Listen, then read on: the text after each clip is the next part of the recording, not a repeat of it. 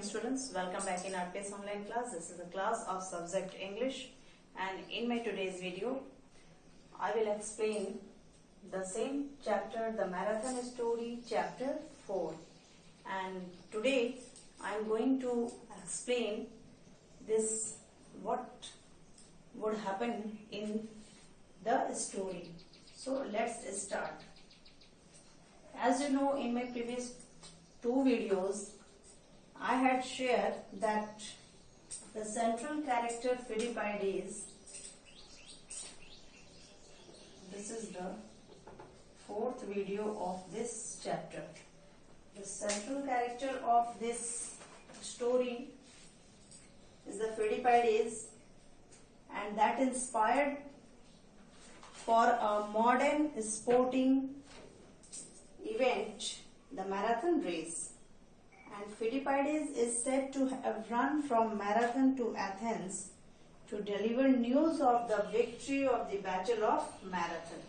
तो Philippides जो main character हैं, सेंट्रल कैरेक्टर हैं इस पूरी मैराथन स्टोरी की, उन्होंने अपने सूझबूझ से कैसे इस इंस्पायर्ड किया कि ये मैराथन जो है, एक इनकी मोटिवेशन की वजह से ये मैराथन रेस इनकी याद में की जाने लगी. स्टूडेंट्स तो देखेंगे कि एथेंस से मैसेज डिलीवर करना था, इन्हें न्यूज डिलीवर करना था, और इससे पहले इन्हें स्पार्टा भेजा गया अपनी मदद मांगने के लिए, बट स्पार्टन्स ने कंप्लीट रिफ्यूज किया इन लोगों को मदद देने से.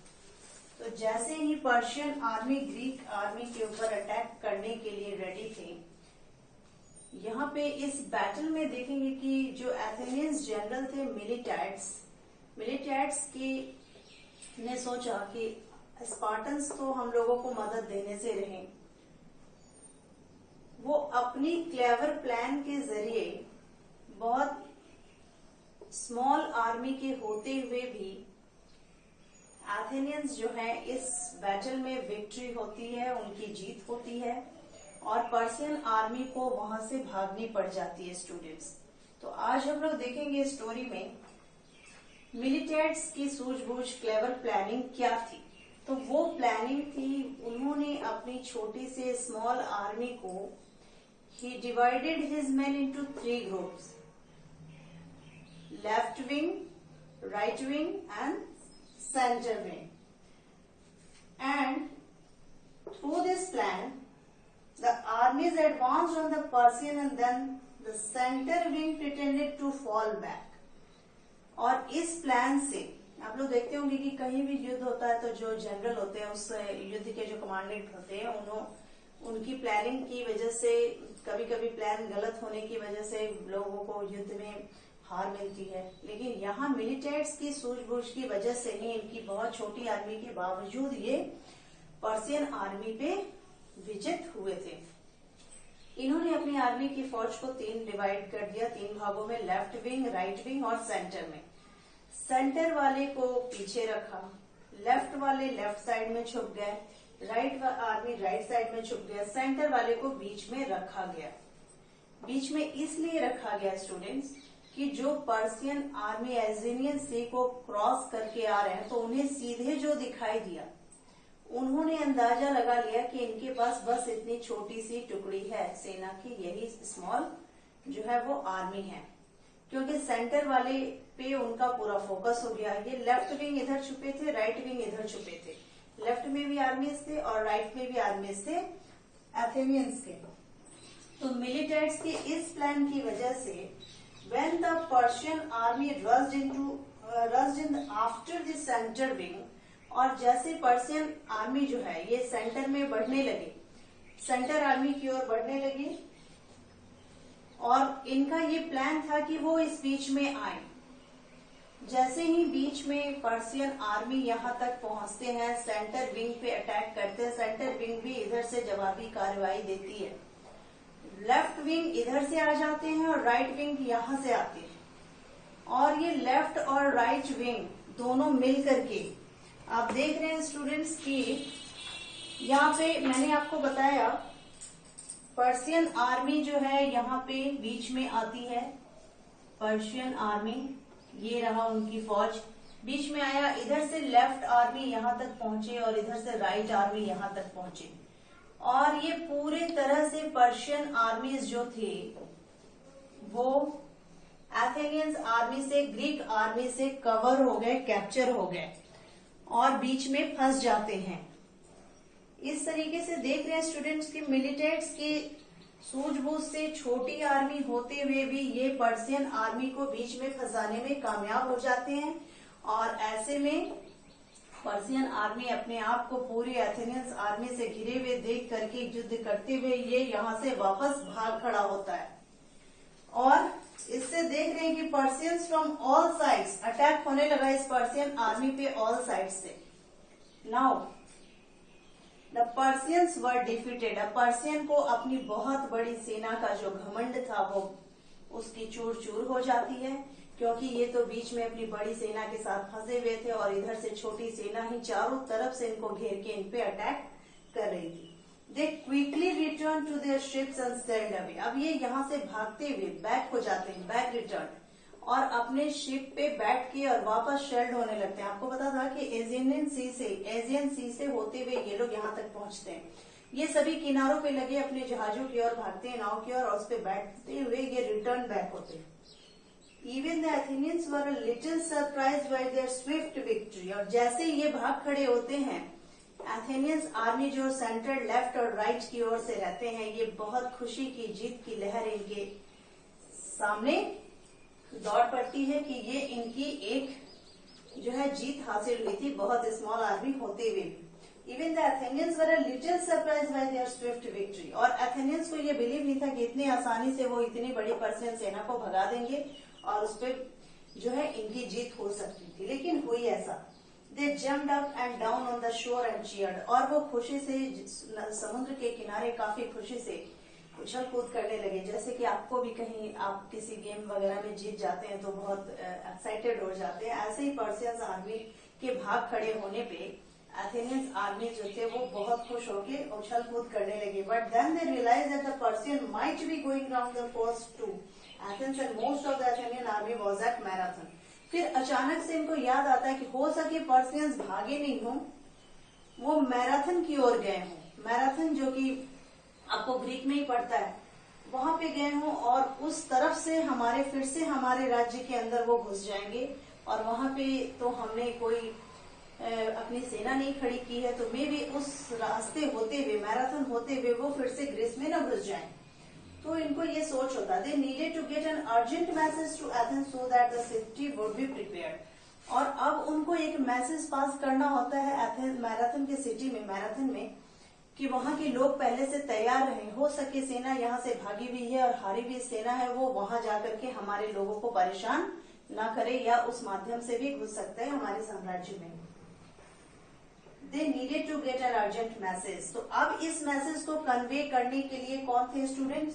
तो मैंने आपको पहले ही बताया था कि इस पूरी स्टोरी में जो मेन कैरेक्टर होते हैं वो होते हैं फिडीपाइड्स। फिडीपाइड्स मैंने आपको बताया था, पूरी स्टोरी का जो मेन हीरो होते हैं वो फिडीपाइड्स होते हैं। और फिडीपाइड्स जो है वो फिडीपाइड्स मेन कैरेक्टर, मेन हीरो। अब इस मैसेज को पहुंचाने के लिए उन्होंने किसे चुना? तो सबसे तेज धावक जो थे वो थे फिडीपाइडिस। तो फिडीपाइडिस का सहारा लिया गया, उनको बुलाया गया और तुरंत उनको मैराथन की ओर दौड़ लगाया गया कि आप जल्दी से जल्द जाके वहां तक ये सूचना पहुंचाए कि मैराथन में पूरे लोग पहले से तैयार बैठे, हो सके पर्शियन आर्मी समुद्र के रास्ते वहां चले जाएं और वहां से युद्ध करने लगे। Now so once more Phidippides was chosen to run the 40 kilometers to Athens to relay the news of victory. He made it but was so exhausted। और यहाँ पे इस अर्जेंट मैसेज को मैराथन भेजा गया। फिर वहां से फिडिपाइडेस जो थे वो इस खुशी की जीत का जो मैसेज था, जीत का जो समाचार था, उसे वापस स्पार्टन्स को देने गए। स्पार्टन्स जिन्होंने उनकी मदद करने से रिफ्यूज किया था स्टूडेंट्स, उनको भी ये खुशी की संदेश सुनाई गई। तो इस संदेश को लेकर के फिलिपाइडेस पहले तो मैराथन वाले लोगों को वहां पे वो पहले से बोलते हैं कि आप लोग प्रिपेयर्ड रहिए, मे भी पर्शियन आर्मी अटैक कर सकता है, और उसके बाद जीत की खुशी उन्होंने स्पार्टन्स को देने के लिए वो दौड़ लगा दी। लेकिन आप समझ सकते हो कि एक बार दौड़ते हुए वापस वहां मैराथन जाना, वहां से स्पार्टा जाना, स्पार्टा से वापस रिटर्न बैक अपनी धरती पर आना, ये नियर अबाउट 40 किलोमीटर्स एथेंस से था। और अब नाउ फिलिपाइडेस को फिर से चुना गया इस 40 किलोमीटर की इस जर्नी को तय करने के लिए। स्टूडेंट्स, अब आप देख रहे हैं कि यहाँ पे 40 किलोमीटर जर्नी को फिर ये न्यूज लेकर के फिलिपाइडेस पहुंचते हैं। After that he collapsed after shouting rejoice we conquered, he made it but was so exhausted. Pheidippides ने ये सारे काम किए, इतने किलोमीटर रन किए, बट वो काफी एग्जॉस्ट हो गए थे, वो बहुत ज्यादा ही टायर्ड हो चुके थे। और जैसे ही अपनी धरती पे वापस रिटर्न आते आते अपने लोगों को बस यही कह पाते हैं कि हम सभी ने युद्ध को जीत लिया है और युद्ध में हमारी जीत हुई है। इतना कहते हुए वो भूमि पे गिर पड़ते हैं और गिरने के बाद उनकी मौत हो जाती है, उनकी मृत्यु हो जाती है। स्टूडेंट्स, तो ये एक सैड एंड था फिलिपाइडेस का दौड़ने की वजह से, और बहुत फास्ट दौड़ के इतने लॉन्ग डिस्टेंस कवर करने की वजह से, एग्जॉस्शन की वजह से इनकी मृत्यु हो जाती है। This is the sad news. But when the modern Olympic Games were inaugurated in Greece in 1986, the legend of Philippides was revived through a 40-kilometer run from the marathon bridge to Olympic stadiums in Athens। और अब इनकी याद में Greece के Athens में ये जो है मैराथन रेस जो है इसका प्रचलन शुरू किया गया। और इस सबसे पहले इसके स्टार्टिंग हुई थी आपको ग्रीस में 1896 में। तो ये मैंने बताया था मैराथन की है 1896 में इस रेस को पहले आयोजित किया गया। ठीक है स्टूडेंट्स, अब 1896 में मैराथन रेस स्टार्ट किया गया ग्रीस से, और उस समय मैराथन ब्रिज से होते हुए ओलंपिक की स्टेडियम जो कि एथेंस में बना हुआ था वहां तक दौड़ लगाना होता था। The race symbolize the bringing together of Greek heritage and spirit of the Olympics during the initial several modern Olympics. और इस तरीके से इनको जो है श्रद्धांजलि दी जाने लगी फिलिपाइडेस को, और इनकी याद में मैराथन रेस की स्टार्टिंग हुई थी ग्रीस से 1896 में। लेकिन मॉडर्न मैराथन रेस में, और इसलिए इसकी डिस्टेंस मैंने शुरू में आपको बताया था 40 किलोमीटर जो है, एग्जैक्ट इसकी अप्रोक्सीमेटली 40 किलोमीटर जो है उनकी याद में उनको ऑनर देने के लिए, टू पे ऑनर हिम, फिलिपाइडेस को ऑनर देने के लिए ये रेस का प्रचलन शुरू किया गया। रेस हुई मैराथन रेस। और however before the 1908 Olympic Games in London, the British royal family requested that the marathon start at Windsor Castle। Windsor castle ये ब्रिटिश पैलेस थी जो कि कहाँ है स्टूडेंट, लंदन में। ये विंडसर कैस्टल है, कैस्टल मीन्स महल होता है, विंडसर कैस्टल ये जो है आपको पता है कि ये रॉयल पैलेस है।